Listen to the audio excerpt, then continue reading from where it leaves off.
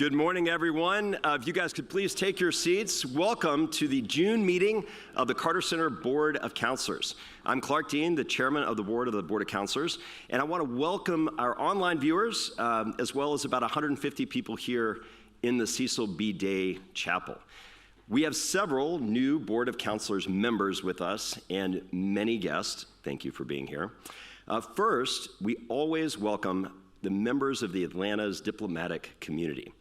When I call your name, if you would please stand and remain standing until the entire group has been introduced. We welcome the Consul General of Japan, Mio Maeda, the Consul General of Peru, Giancarlos Leon Calazos, Consul General of the Republic of Korea, Ambassador Sang-Pyu Soo, the Consul General of Canada, Rosalynn Carter, and newly arrived in Atlanta, we welcome the Consul General of Nigeria, Ambassador A.J. Namadina. Welcome to Atlanta.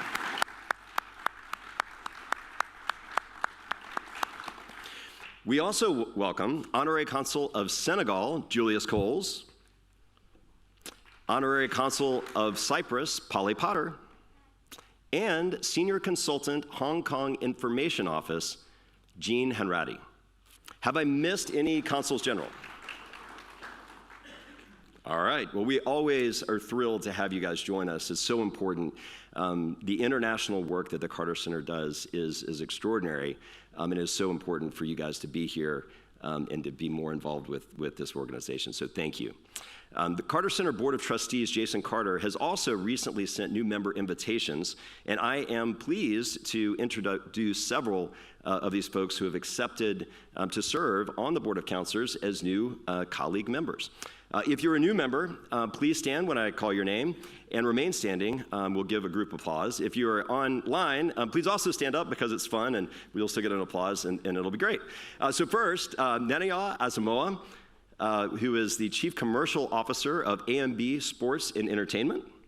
Lauren Fernandez, who's the principal and founder of the Fernandez Company. JP James, chairman of Hive Financial Assets and many other things, entrepreneur. Sumaya Khalifa, principal of Khalifa Consulting and founder of the Islamic Speakers Bureau of Atlanta. Radina Russell, the general manager of Edelman. And Zafar Sangay, the Chief Transformation Officer of Novellus.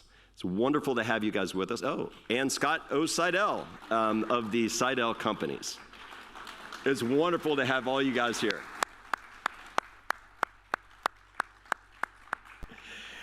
And so that we may introduce ourselves, if I may ask all of the Board of Councilor members who are here in attendance to please stand.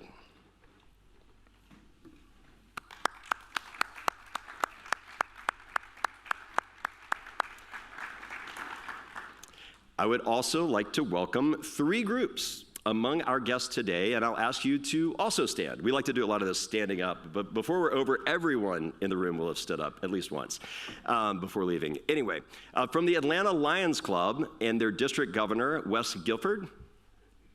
Welcome, Lions. And from the Georgia Humanities Council. So, there we go. Welcome, Georgia Humanities. Also, we have more than 70 extraordinary summer associates and interns from our legal, accounting, and consulting firms from around the city who are joining us as guests of Board of Councilor members. Would all of you please stand? All right.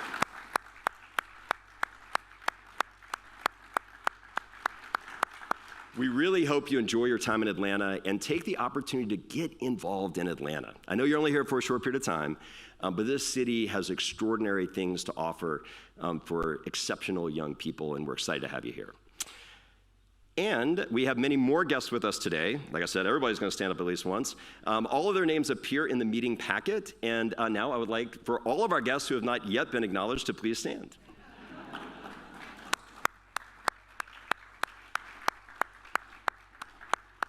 Welcome to all our guests. Also, let me introduce several key people from the Carter Center, and I will ask them to please stand as well. First, we have several vice presidents with us today. We have our Vice President for Communications, Matthew DeGallen.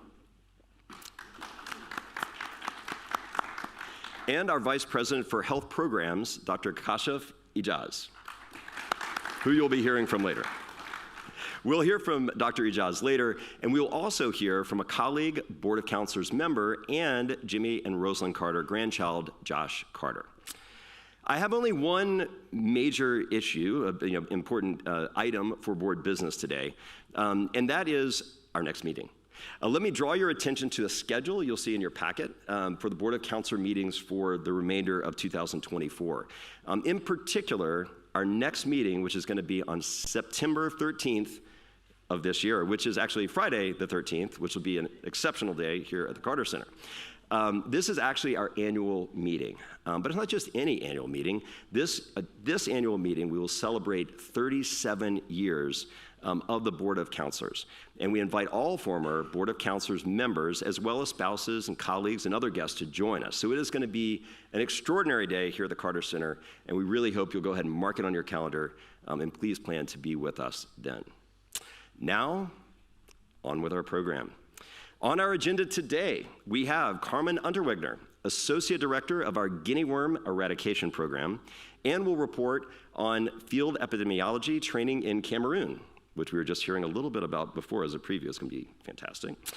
Then Diana Fellner, Senior Director of Caregiver and Mental Health Policy for the Carter Center Mental Health Program and the Rosalynn Carter Institute for Caregivers, will speak on the two organizations' federal policy agendas. Then Randolph Kent, Associate Director of the Rule of Law Program, will outline the project to increase knowledge of election and law practice in the U.S. among legal professionals. Then Dr. Kashif Ijaz, our Vice President of Health, will tie it all together, and he'll invite Josh Carter to give a few remarks as well. Now, for our first speaker. Carmen Unterwegner first joined the Carter Center in 2013 as a technical advisor to the Guinea Worm Eradication Program in Chad. After earning her master's degree, Carmen rejoined the Guinea Worm team in 2018 as Associate Director. Previously, she served at the United States Peace Corps, working in the African nation of Mali, and has continued to work in sub-Saharan Africa with a focus on water and sanitation, which we all know is particularly important, especially after this past week in Atlanta, where we had our own little issues with water and sanitation.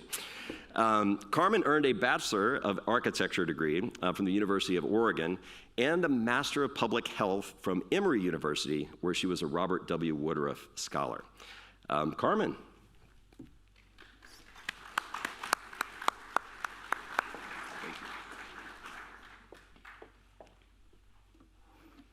Good morning, everyone, and thank you for inviting me to speak with you today. As mentioned, my name is Carmen Unterwegner, and I am an Associate Director for the Guinea Worm Eradication Program. I'll be presenting on an exciting new collaboration between the Field Epidemiology Training Program and the Guinea Worm Eradication Program. Guinea worm is a water-transmitted parasitic worm that's been around for millennia and has caused a lot of suffering during its existence. The Carter Center's strategy to combat this disease is to support ministries of health in interrupting transmission of guinea worm in their respective countries. We use a suite of interventions that target the guinea worm life cycle at every possible stage. First and foremost is active surveillance, which means that village volunteers are going from house to house looking for early signs and symptoms so that people and animals can be prevented from contaminating water sources and perpetuating the life cycle. We also distribute filters, like the one I'm wearing around my neck, treat water sources, provide health education, and take care of people and animals that have the disease. The traditional removal of guinea worm consists of winding the worm around a piece of gauze or a small stick and manually extracting it. This is a slow and very painful process that can often take weeks. As you see, the traditional method is still used today, but we do ensure sanitary measures are in place and the availability of medical supplies to mitigate, reduce the chances of infection. You may also note in the picture on the right that it not only impacts humans, but also a few different animal species, particularly domestic dogs. This is a last mile challenge of the eradication effort because these are the exact same worms that infect humans, so it has to be addressed in order to achieve eradication. A lot of progress has been made since the Carter Center began leading the guinea worm eradication program in 1986. For about the first 10 years, the teams in each country were working hard to eliminate the disease.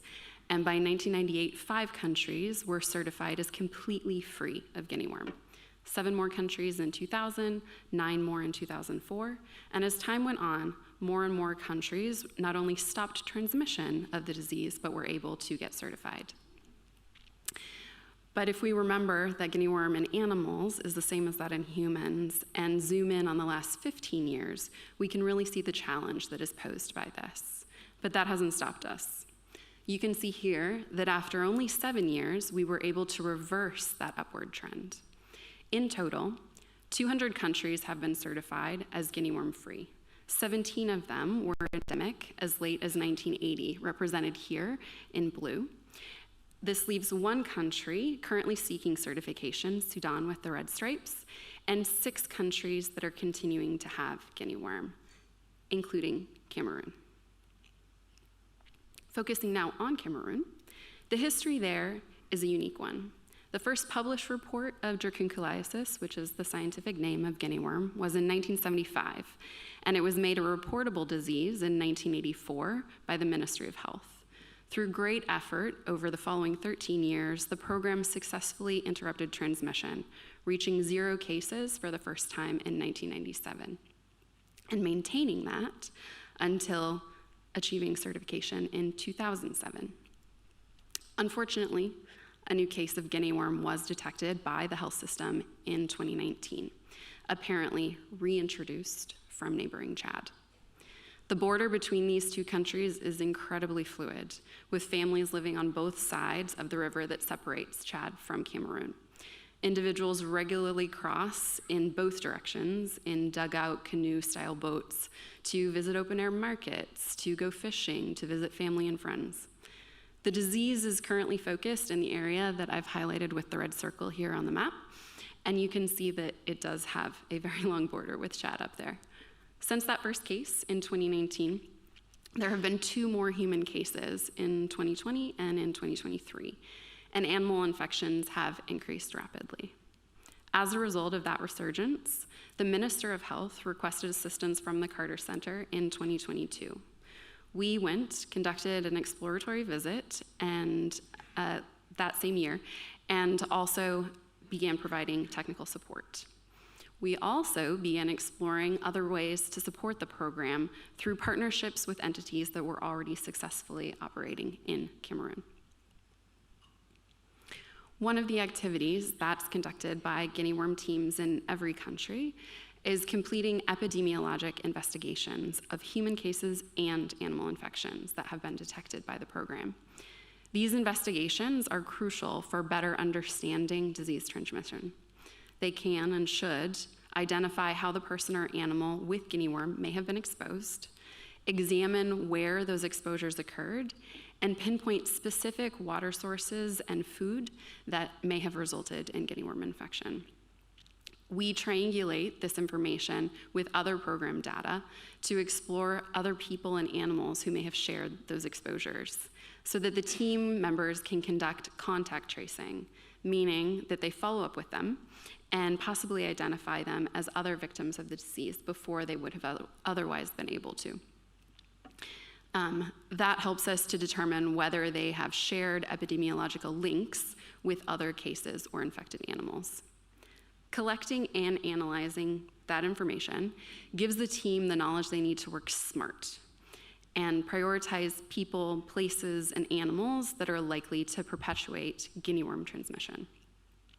These investigations are a crucial component of the eradication effort, and the small team in Cameroon was really focused on active surveillance, like I was mentioning earlier, and other interventions. They really did need additional support in order to complete these important but very time-consuming investigations. And that's where the Field Epidemiology Training Program comes in. Referred to as FETP, it was created and is supported by CDC in various countries. Residents of the program are Ministry of Health staff who learn to track, contain, and eliminate outbreaks before they become epidemics, leading to their nickname as disease detectives. Behind this collaboration was simple. Members of that program have already received specialized training in field epidemiology.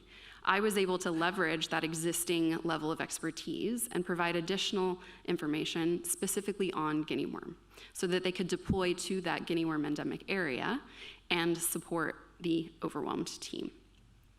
Over the course of a week, 24 FETP program members, 4 other Ministry of Health experts, and 1 guinea worm technical advisor were trained on all of the elements necessary to apply their knowledge and skills to guinea worm investigations, including history of guinea worm, the current status of the program, and principles of conducting qualitative interviews. Following that training, the 24 FETP investigators were divided into 6 groups of 4 and deployed to the far north region of Cameroon for consecutive weeks. During that time in the field, they went out into the affected communities and talked to owners of animals that had had guinea worm infections in 2023, interviewing and making observations to ascertain how the animals may have been exposed to guinea worm. The groups averaged just over 15 investigations each for a total of 92, which means that these investigations accounted for nearly 2/3 of all of the infections reported in 2023.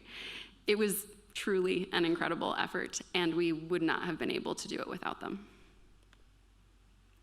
There were 4 main objectives of this project, which you can see here, and all of them, I'm proud to say, were accomplished. Thanks to those accomplishments, there are a number of things that we learned in the process. I was very impressed with the base knowledge, engagement, and retention of information shown by the FETP team during the training.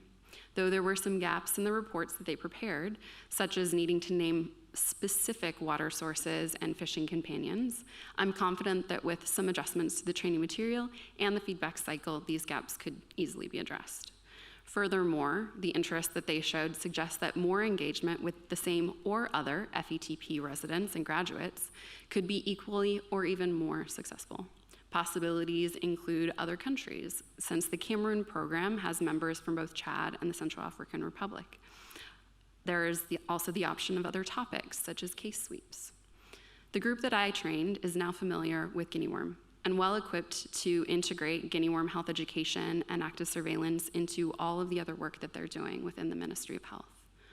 As I mentioned already, the reports that the FETP team prepared and shared with us was full of information that gave us insights into the improvements that could be made to the existing guinea worm eradication program in Cameroon, such as distribution of filters and adjustments to health education messaging. These aspects are already being addressed by the field team, which I was fortunate to be able to visit just last month. Put together, these learnings and opportunities will undoubtedly help to ensure the global guinea worm eradication effort protects the gains that were fought so hard to achieve as we reduced infections from an estimated 3.5 million in 1986 to only 14 in 2023.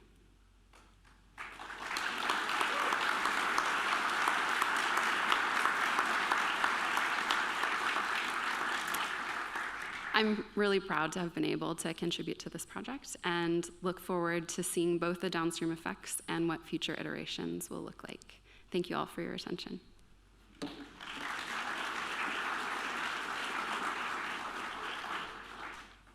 Wow, thank you so much, Carmen. The pictures of guinea worm, I mean, it just is, it's astonishing that people have to live with that. And to get these numbers down this low is amazing. So thank you for all the work you've done. If you've ever seen videos of it as well, it's something you should look into because the Carter Center has really taken this on as an issue a long time ago, and as you see, has just made amazing progress in it. So thank you so much for you and everyone else who has been a part of this project. Diana Fellner is our next speaker. She joined the Carter Center in January of 2024 as a Senior Director of Caregiver and Mental Health Policy for the Carter Center Mental Health Program and the Rosalynn Carter Institute for Caregivers.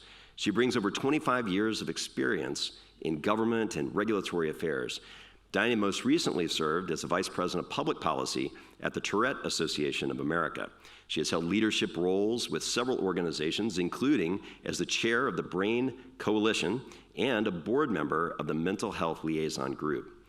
Diana earned her Bachelor's of Science degree from Texas Christian University. Diane cannot be with us in person today, but has recorded her presentation from Washington, D.C., where she lives and works.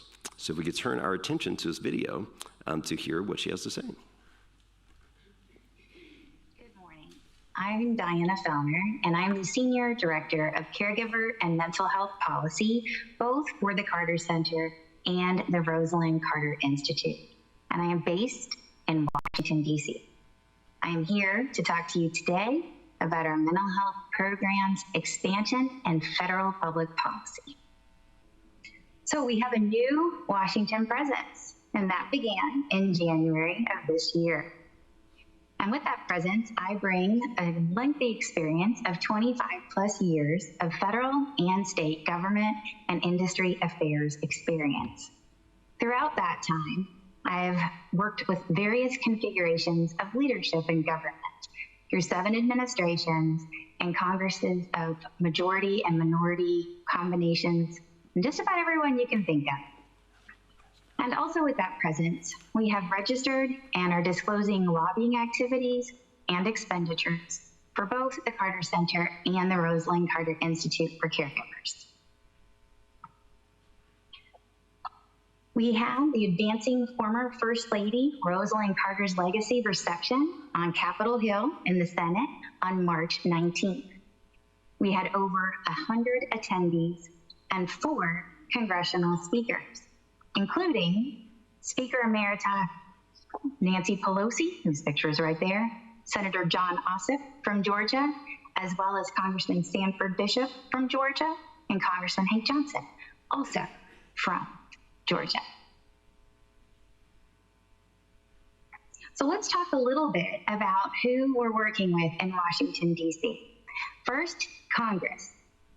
You may know already, but just in case, there's 435 representatives from across the country and 100 senators.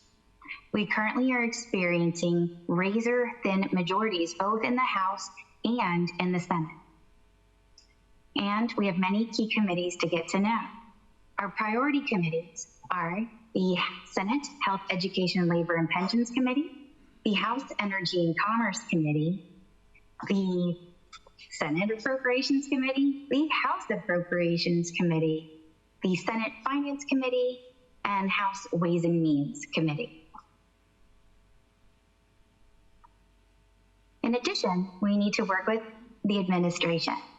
And within the administration, key areas of prioritization for both the mental health and the caregiver space are the Department of Health and Human Services, the Veterans Affairs Department, including military caregivers, the Department of Education, the Department of Labor, and the White House Executive Office of the President, which has many facets.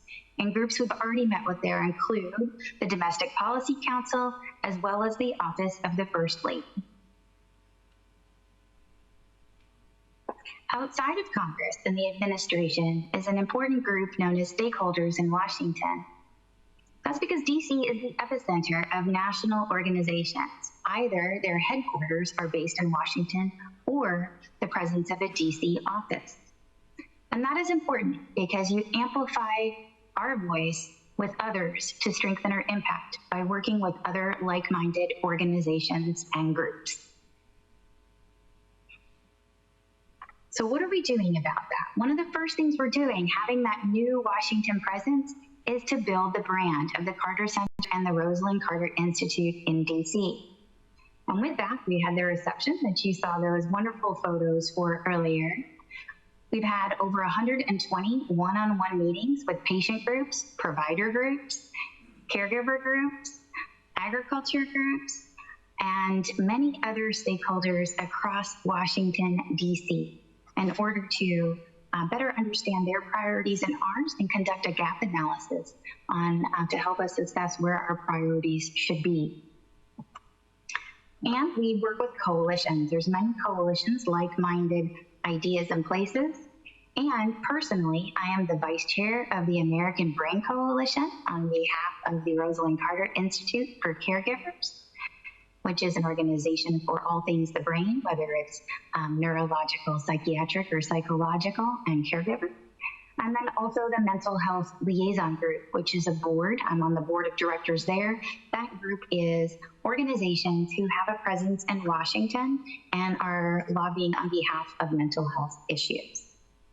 And then finally, we've done policy roundtables. We had our first centering caregivers in policy in February and centering mental health in policy in March to bring together all those stakeholders to hear and share everyone's priorities and discuss what are some potential ways to collaborate and move forward, and where should the Carter Center or the Rosalynn Carter Institute play a role in convening groups together. So I wanted to share some of the logos of some of the 120 organizations that we've already met with.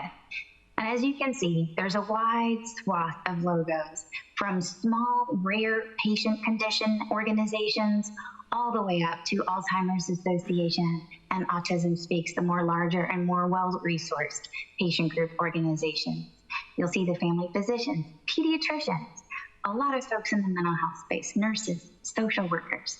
So the wide swath of individuals who care about both mental health and caregiving as well.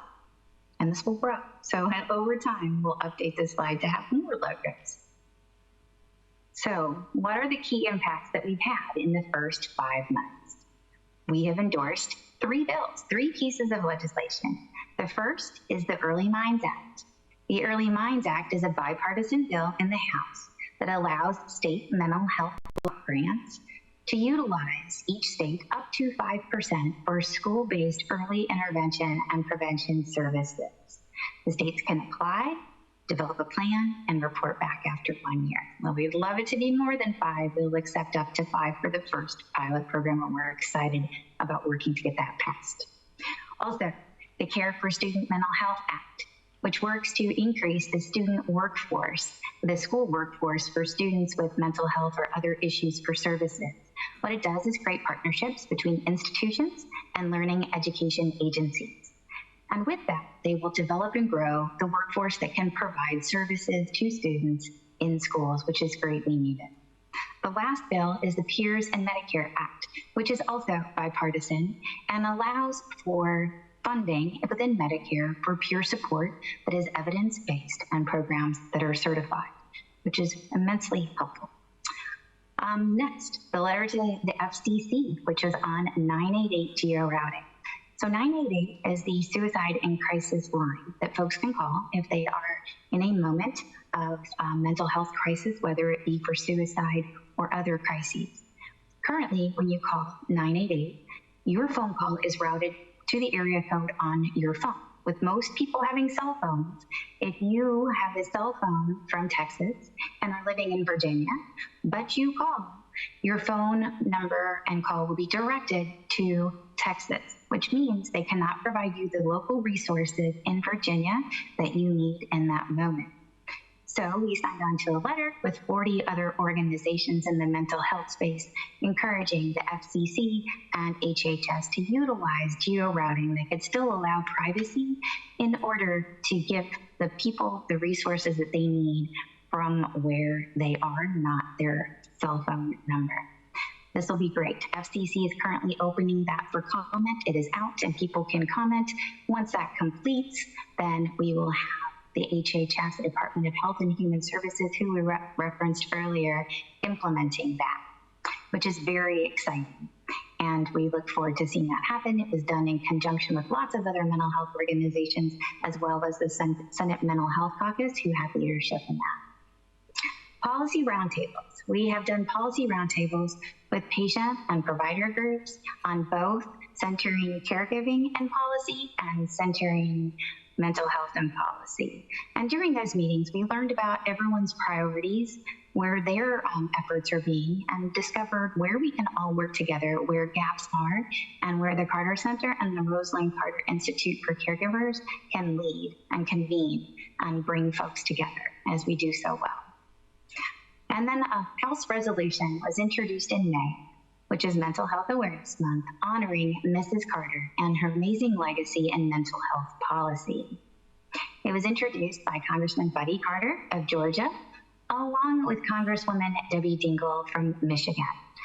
And that wonderful bipartisan resolution highlighted the many accomplishments over the 50-plus years of service by Mrs. Carter in mental health, and also highlights that the Carter Center will continue her legacy forward in those areas. So where are we headed? Well, we're going to continue meetings with Congress and the administration. I have not yet gotten to all 535 offices, but I intend to. I'm not sure I'll get to all of them in 2024, but we'll do my best and prioritize those who are going to remain in office in the next Congress. Also continuing meetings with the administration within all those agencies referenced earlier, as well as continuing to engage with the White House. On June 18th, we're doing a congressional briefing on Capitol Hill called Caregivers and Mental Health. That is being done in partnership with the American Psychological Association and the National Alliance on Mental Illness, otherwise known as NAMI. We are going to have the Carter Center and the Rosalynn Carter Institute moderate the panel and the questions and answers at the end. But we will have speakers that include a clinician who treats caregivers. We will have caregivers who have taken care of individuals with mental health and substance use disorders who also have had their own mental health burdens from caregiving. And we will have someone living with a mental health condition who will also talk about the importance of caregiving along the way and differences in caregiving cultures as well. We will continue the policy roundtable convenings on the mental health side. Those groups are going to meet quarterly for the larger group, and then on the priority areas, which are school-based services, chronic conditions and co-occurring mental health conditions, and then also policing alternatives. Instead of calling 911 when your loved one that you are caring for or family friend or neighbor that has a mental health crisis needs assistance and you do not want police intervention. And then we will have caregiver convenings along the way. We're having more in that area due to a priority we have for the Office of Caregiver Health currently. We are also looking to consider supporting legislation that impacts those with mental illness and substance use disorders or caregivers and their treatment. So it may not be traditional mental health legislation, but things like step therapy for prescriptions, requirements of prior authorization, or even telehealth. So we are currently in discussions on that. Also, as we look ahead, we're awaiting a final rule on mental health parity. The Carter Center submitted comments last fall when the original proposed rule was open for comment, and so did many of the other groups in Washington that are lobbying on mental health issues, including the partners that I've mentioned in a lot of the logos on the slide that you saw earlier. We are currently awaiting the final rule. We do not have a time frame, and when we met with the Domestic Policy Council in March, they weren't giving a specific time frame, but what we do know is that the White House is under a lot of pressure from insurers to not close all the loopholes and do all of the things that we have put into our comments. So in the meantime, we are lobbying to make sure everybody knows that we want to ensure that those mental health parity rules remain strong, that it is important that everyone has access to mental health and mental health care, since that is a human right that is extremely important.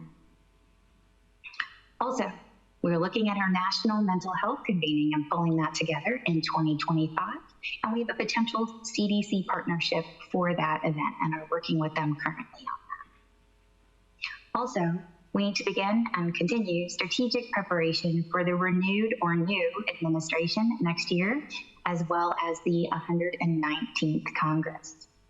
And what that means is that in the 119th Congress, we will need to get to know the many new freshmen due to the large amounts of retirements, as well as any offices who make change due to the election results as well. Thank you so much for your time today. I greatly appreciate the opportunity to update you on the many things we are doing here in Washington, D.C.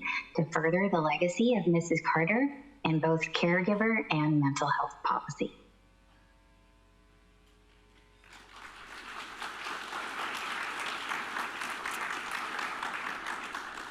Well, thank you, Diana, and thank you for the work that the Carter Center does with mental health. For most of you know that the Carter Center is one of the leading initial organizations to really bring mental health to the forefront as an issue. And if you were here at our last meeting to kick off the year in our tribute to Rosalynn Carter, it really was largely centered around her amazing efforts to address these really important issue. So thank you for all of that. It has also come to my attention that while almost everyone in this room has stood and been recognized, one person has not been that I know, and this person is a very important person to the Carter Center, and that is the vice chair of our Board of Trustees. So ask Kathy Cade to please stand and be recognized.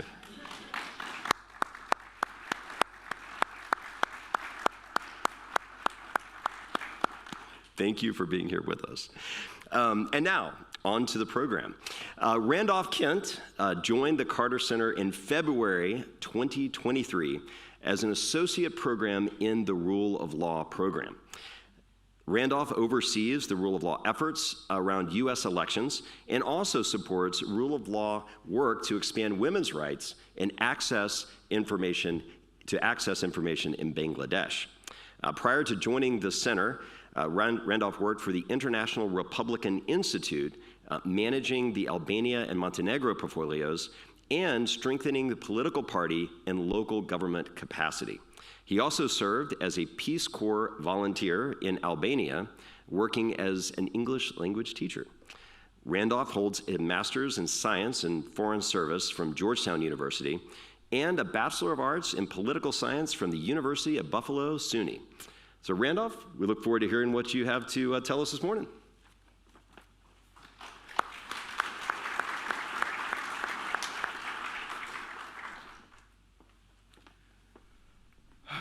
Good morning, everybody. As I was so ably introduced, I'll spare you some of more biographical details, but as an associate director with the Carter Center's Rule of Law program, it's my pleasure to be here with you today and to share with you a recent initiative that the Carter Center is doing around advancing the rule of law in U.S. elections, or RLOOS, or ours to lose, right? We enjoy our acronyms. Thank you. I appreciate the chuckle. We spent some time coming up with that one. But all right, RLOOS. So where did we start?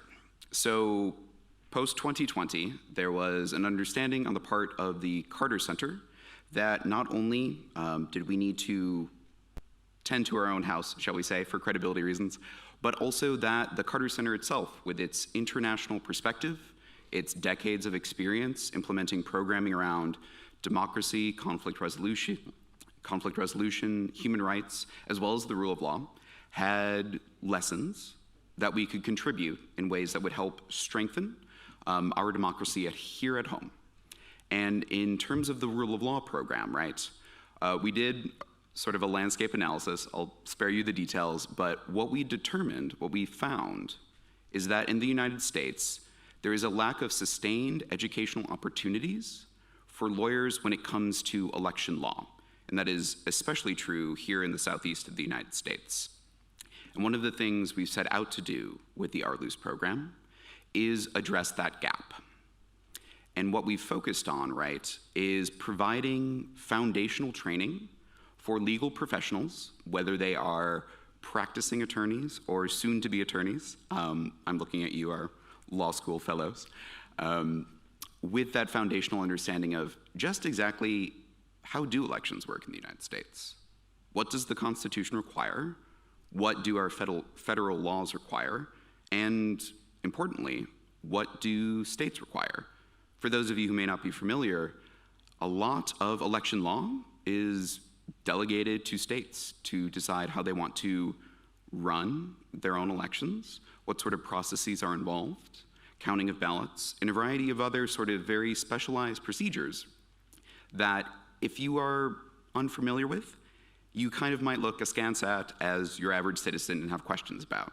And what we want to do by training these lawyers in this sort of foundational way is enable them in conversations with family members, friends, their neighbor, for example, is when they encounter misperceptions or misunderstandings as to how elections actually work in the US, and they are complicated, trust me, to be able to reassure that individual, providing a sort of top-line, headline explanation as to how a given process works, ultimately contributing not only to broader understanding of just how this foundational aspect of our democracy works, but also contributing to a broader sense of understanding and support in the integrity and fairness of our elections.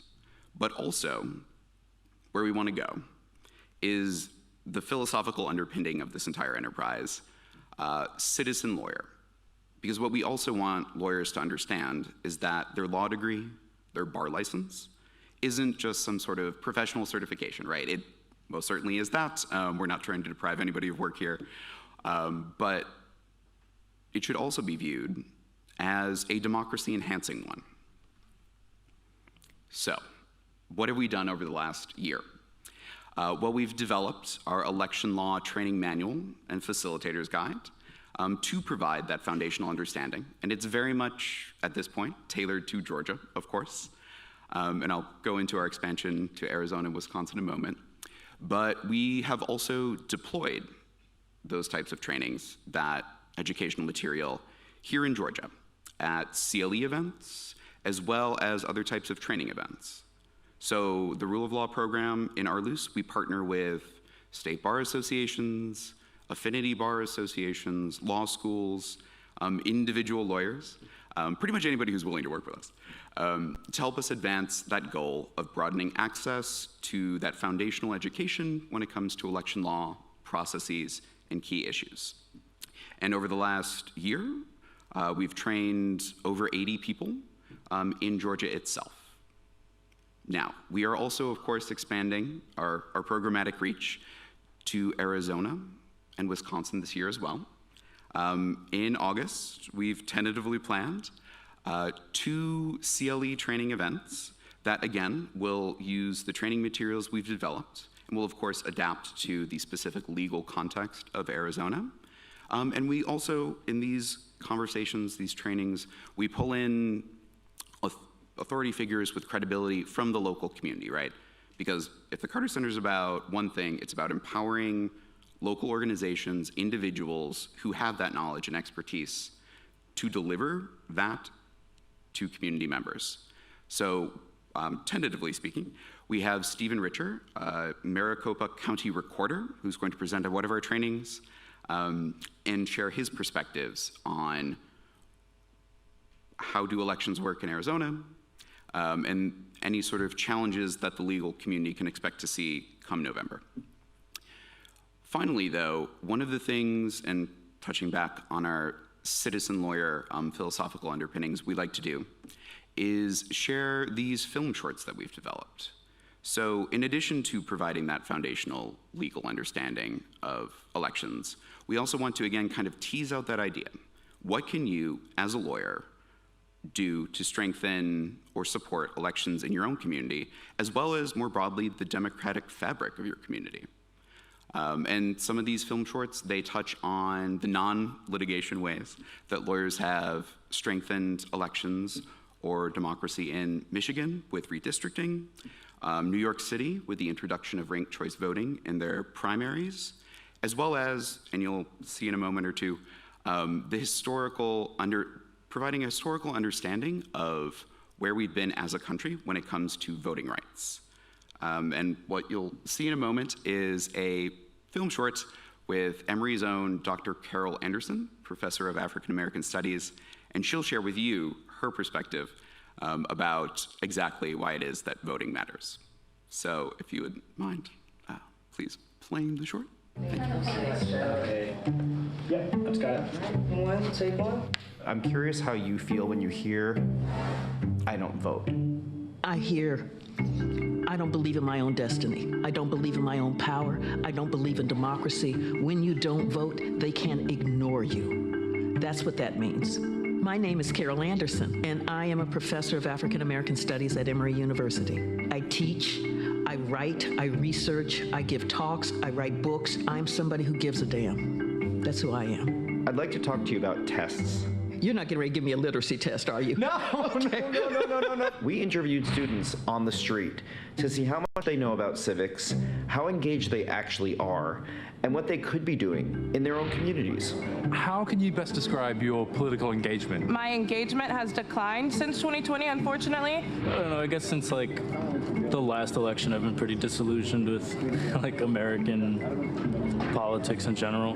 In a country that's so empowered by Congress and in the current state it's in, what could we really do to create change? But I can say that like I have attended like Black Lives Matter protests throughout the entirety of like the Black Lives Matter movement when it was really popular. That was so intricate. What grade would you give the students on that answer? Like an 88, because there was engagement, but there wasn't a full sense of what that engagement looks like and how the lack of engagement, in fact, leads to the kind of disillusionment and the kind of stasis that they're describing. What do you think about voter ID laws? I do think that a form of ID, presenting a form of ID would be fine. I had to literally sit outside the DMV at 3 o'clock in the morning, and I was still number 21 in line, so. How could we, I guess, reevaluate mail-in ballot voting to prevent fraud, since that's how most voting fraud happens? I'm thinking about an 80 because they didn't quite get what was at stake here. Justin Levitt, who is a law professor out of California, he did a study. Out of 1 billion votes cast, you have 31 cases of voter impersonation fraud. That's like 0.00000000000, right? But it's on that little anthill that you get all of these voter ID laws. In the 2000 election in St. Louis, the Board of Elections had removed almost 50,000 voters from the rolls, basically saying people were coming in to vote with different caps on and saying that this was their address, and then they come back in with another different disguise on, and then we had dogs on the rolls, and then we had dead people voting. None of that was really true. And Texas's decision said you must have a government-issued photo ID to vote. But your student ID doesn't count from a public college or university, but your gun registration card does. That's how you do it. That's how you do it. What do you believe we as Americans can do to affect change? A lot of people now are so touchy-feely about, oh, you believe in that, so I can't talk to you, or you're doing this, so I can't have that conversation with you. No, you need to have these conversations because that's the only way that change can happen. Making it as easy as possible, obviously, for like everyone to vote. You can make such a change in your community by just doing small things like day by day. What grade would you give them on that one? 98. So the young man talking about working small. We often think big. We often think of, the presidency or the U.S. Senate. But so much of how we live that affects our lives are what happens at the local level.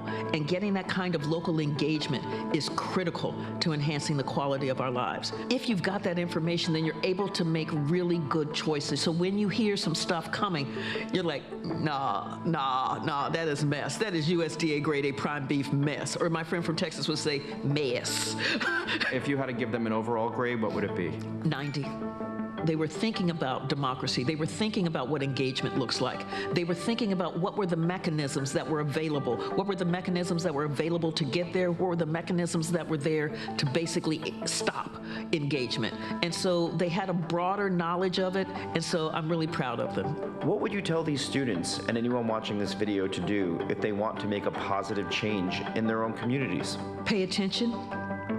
Don't give in to the cynicism. Register to vote.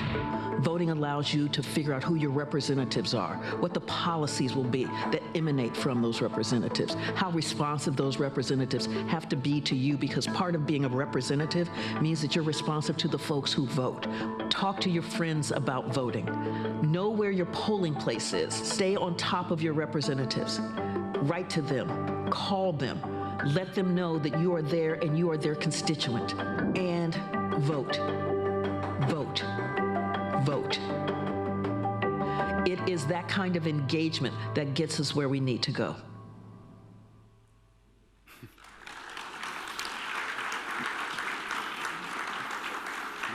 So yes, as you can tell, Dr. Anderson is a very compelling speaker, right?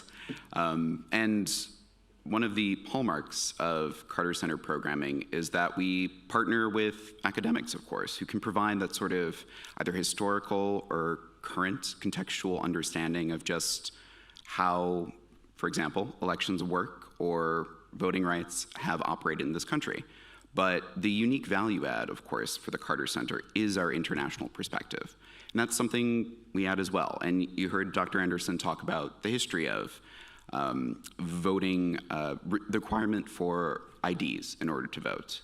And historically, and even President Carter himself has affirmed this, actually requiring IDs is not unreasonable or uncommon. Many of the countries that you might think of as highly successful democracies require them. In fact, most do. The difference, though, is that the government has an affirmative obligation to go out and ensure that people are registered to vote, right? And that they have those IDs. They facilitate that right. In the United States, it's a bit different, but these are the perspectives that we seek to inject into Arlus with our participants to begin to build an understanding and hopefully cross that partisan divide on some of the key issues that drive a wedge between us as citizens. But ultimately, though, where are we going?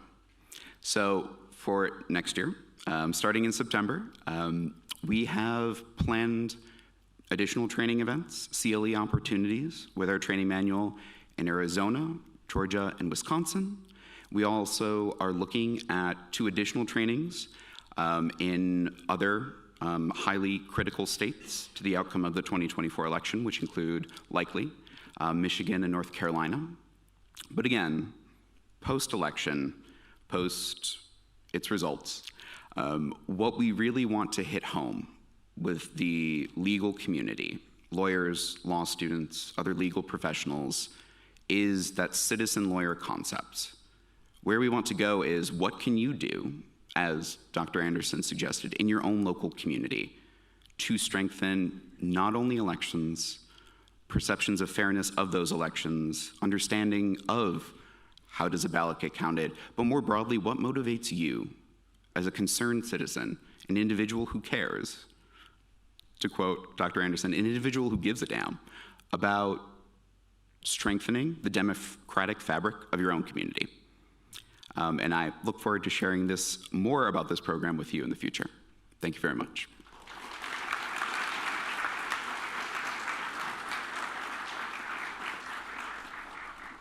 Thank you so much, Randolph, and thank you for being an individual who gives a damn. Voting it's not a partisan issue, it's an American issue, it's a global issue. And I do hope that we all take an opportunity to take a moment to get involved in our communities, to talk to your neighbors about how important it is for our democracy to really set the tone for what this country is all about as we try to influence countries around the world to accept this model as truly a model of excellence. The Carter Center has, beyond the great work that Randolph is doing, has been convening here in this building bipartisan efforts of people, Republicans and Democrats, coming together to say, how do we do this right here? If you want to get involved in that, please reach out to us here at the Carter Center and let us know. This is something that we can all do to be better citizens and better leaders in our communities. So thank you for that. For the final portion of our program, I'm pleased to introduce the Carter Center Vice President for Health, Dr. Kashef Ijaz. Dr. Ijaz joined the Carter Center in 2020 as Vice President for Global Programs, for Global Health Programs. Previously, he served as the Principal Deputy Director of the Division of Global Health Protection at the U.S. Centers for Disease Control and Prevention. His division worked on building a disease detection and response capacity for health security, including humanitarian assistance for refugees.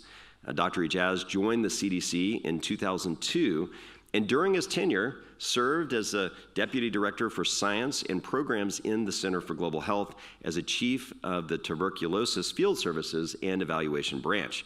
He helped lead the CDC's responses to the West Africa Ebola epidemic in 2024, the MERS CoV outbreak of 2013, and the H1N1 pandemic of 2009. I mean, he knows how to deal with health disasters, and so we're very grateful for his expertise and all you bring to us here at the Carter Center. He's worked extensively across the developing world in malaria and tuberculosis and other diseases. Dr. Ijaz began his career as a medical epidemiologist at the Arkansas Department of Health and as a research assistant professor at the University of Arkansas for Medical Sciences. Dr. Ijaz earned his medical degree from the University of Punjab and his master's of public health from the University of Oklahoma. Kashaf, thank you for sharing with us today.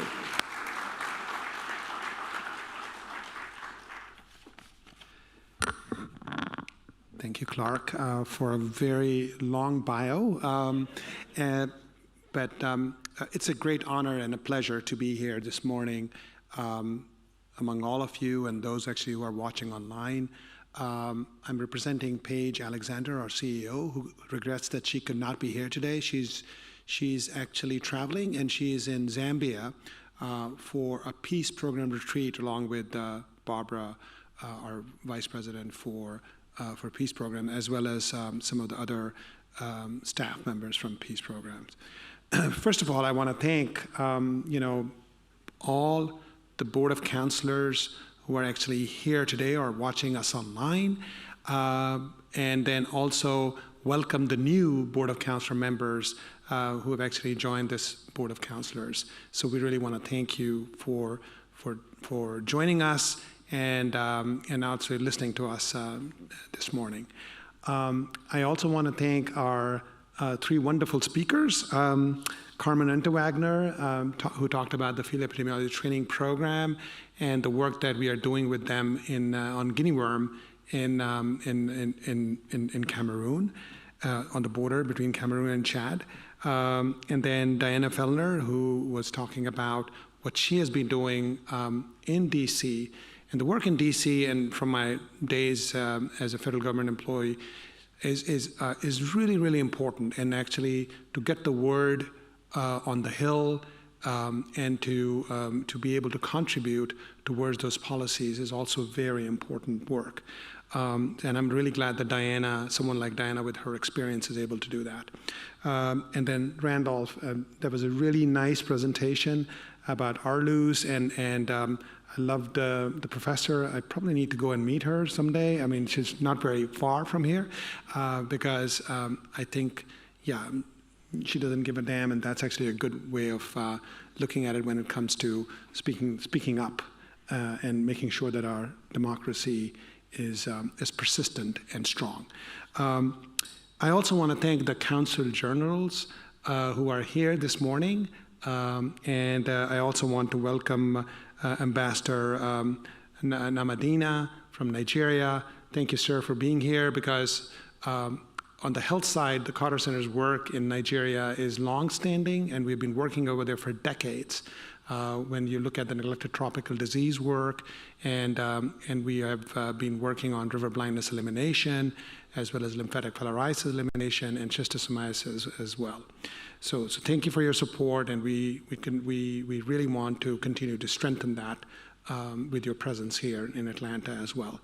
I also want to thank our Lions guests who are here today, because who have been persistent and being our long-term partners in the work that we've been able to do globally when it comes to like trachoma and for blindness. And I think that without you, as well as our many other donors and partners, we would not have been able to do what we have done so far. And we continue to work with you, and thank you for your collaboration and helping us with our work. I want to thank Joseph Alonso for bringing the Board of Directors of Georgia Humanities Council here today. So thank you for all of you for coming here today as well. It's really, really a pleasure to see you, and because the work that you do is also very, very important. And then I saw a whole bunch of young, well-dressed summer associates here on this side, as well as on that side of the room as well, and somewhere in the middle too. Most of you, I know, are law students, and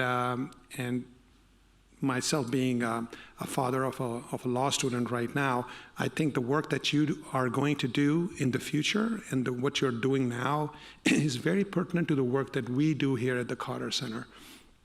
Because when you're looking at democracy, conflict resolution, and good governance, I mean, these are the kind of things which actually requires a strong legal base. And so thank you for being here and also attending today's session.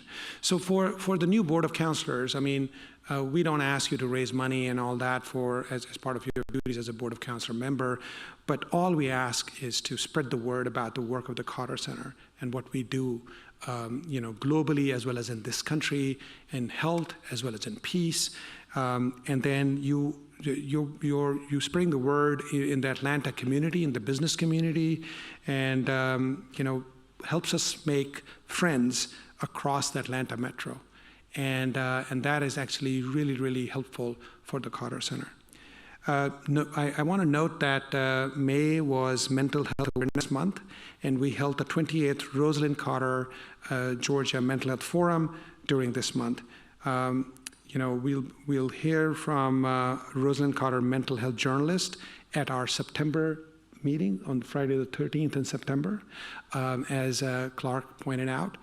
So I hope many of you, and as well as those who could not join today, would be able to join us in September. These, together with the broad coverage in major media, underline Mrs. Carter's legacy in the mental health work and the caregiving work. It's my distinct honor and pleasure to invite Josh Carter to the podium to say a few words. Josh.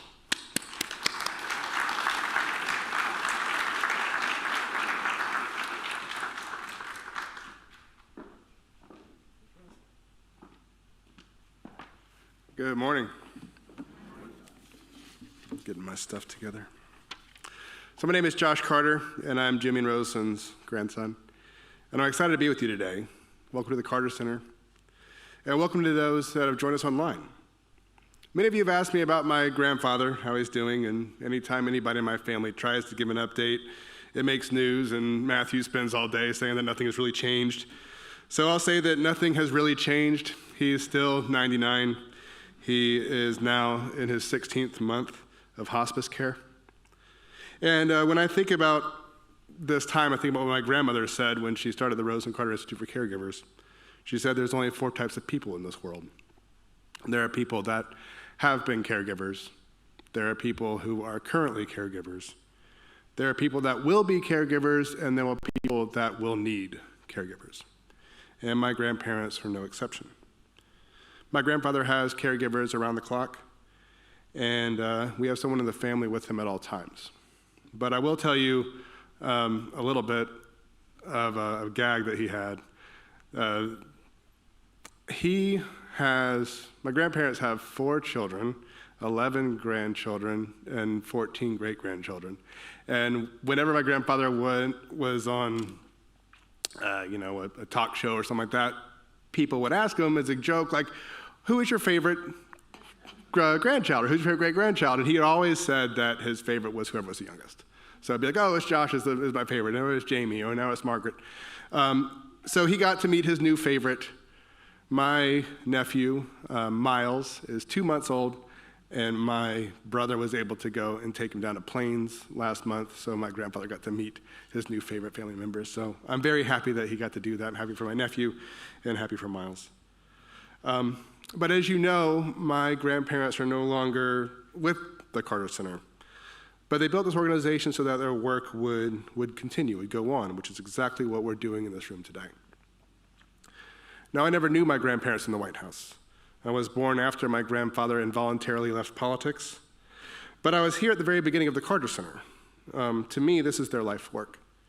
My grandparents built the Carter Center to solve the most important issues facing the world. In waging peace, they sought to ease suffering in waging peace, they sought to end conflicts and elevate democracy. And in fighting disease, they sought to ease suffering from ancient and miserable diseases. And in building hope, they sought to end the stigma of mental health and allow people to heal. Now, all this work comes from a respect for humanity and a love for people. And it recognizes that we're all part of the same planet, that we're all global citizens. Now, one of my grandparents' favorite Carter Center events is the Carter Center Weekend, which used to be in February. We called it the Winter Weekend. So if you see someone say Winter Weekend and it's June and you're like, what? It's because it used to be a ski trip. My grandfather learned how to ski when he was 80, which is a very Jimmy Carter thing. But the Carter Center will be hosting its 32nd, Ursula? 32nd Carter Center event in San Diego, California. And I've only missed two. I missed 2006 because I just got married in 2018 because I had a 7-day-old. But other than that, this event has been as part of my life as anything else. And my grandparents loved two things about the event: the people and the programs. The Carter Center Weekend gave my grandparents opportunity to meet the donors that support the general fund of the Carter Center and also show off where their money goes. The programs that the Carter Center put together highlight our biggest achievements of the year, and they show how much progress that we have made in waging peace and fighting disease and building hope. And we aim to give an honest account of the challenges that we see ahead. We're changing the planet, and it's hard. And since this will be the first year without my grandmother, I'll be hosting a session with Kathy Cade, remembering Rosalynn Carter, and I'm excited for that program. But the Carter Center Weekend ends with a night that always made my grandparents nervous. We have an auction. And my grandparents have spent all year receiving some of the most amazing memorabilia and artifacts and experiences and art from some of the most generous people on the planet. And my grandfather would make a piece of furniture or a painting to auction off at the end of the night. And as a grandson, I got to enjoy the excitement of all the items that are being auctioned off. And then I got to experience my grandparents' anxiety, hoping the attendees of the Carter Center Weekend would open their wallets and their hearts and their wallets to the auction and take home a unique piece of history. So I grew up with this auction. I started helping my grandfather on every piece of furniture that he made. You know, when I was 8, I wasn't that much help. Maybe I took a photo, or maybe I drilled a hole in a cabinet hinge or something like that. But I did work on every piece of furniture that he made. And last year, I actually made a piece of furniture on his workbench with his tools that I auctioned off when my wife made a quilt to go with it. It's very exciting. And my son Charlie spends the evening showcasing auction items as they're auctioned off. So now that it's a family affair, I'm the one that gets to be nervous about it. And I hope to see you all in San Diego at the end of the month. But if you cannot make it, you can still submit a bid. There are flyers located outside of the chapel next to a rolling slide presentation of all the items. The catalog will be posted at the Carter Center website next week. There are some really amazing artifacts. There always are. I think one of my favorite things that was auctioned off, I think a couple of years ago, was like a print of the Declaration of Independence. I mean, where else can you find stuff like that? So if you please check out the catalog and bid high and bid often, and I'll see you in San Diego. Thank you.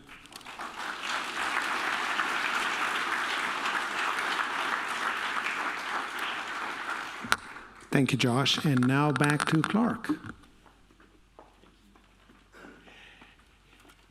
Thank you, Kashav. Thank you, Josh. And thank you for sharing the love that your grandparents have for this place and for the people in this place. I think one of the greatest legacies they've left is their love for other people. And I think one of their greatest legacies, and they have many of them, are the people in this room. You represent the legacy that Jimmy and Rosalynn Carter are leaving in this work that will persist. And so I encourage you to take that responsibility seriously and to think about how you go out of this place and love others with the kind of hearts that they loved everyone around them. And the world will for sure be a better place if we do that.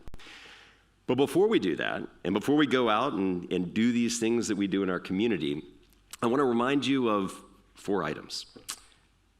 First, if you're able to visit a little longer, which we do have a little bit of time, so hopefully people can do that, we're going to have a second coffee over there. I think there's still some food available as well, so please do that, and that'll go till 9:45. Also, the Jimmy Carter Library and Museum invites members and guests to go do a self-guided tour of the Presidential Museum. Volunteers can guide you there as you leave, and if you have not done this, you really should. I mean, so many folks that I've talked to today, wow, this is our first time in the Carter Center. You must see the Presidential Library. So I hope you'll have enough time to do it today. If not, come back to another meeting and you can do it then. A mock-up of the Oval Office, and it's amazing. His Nobel Peace Prize. It's an extraordinary exhibit. Our next meeting of the Board of Councilors, which is the annual meeting, as we discussed before, that celebrates the 37 years of the Carter Center Board of Councilors, will be on Friday, September 13th. Mark it on your calendars. And I certainly hope to see you all then. Although our summer interns, we may not be able to see you then, but if you do happen to be in town, please let us know. We would love for you to come back as guests of the Carter Center.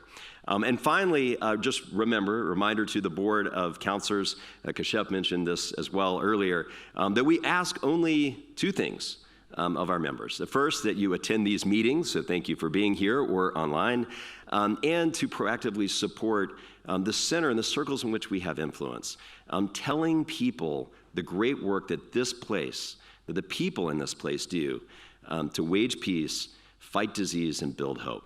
Thank you so much for being here, and let's go forth and do the great work that we're called on to do.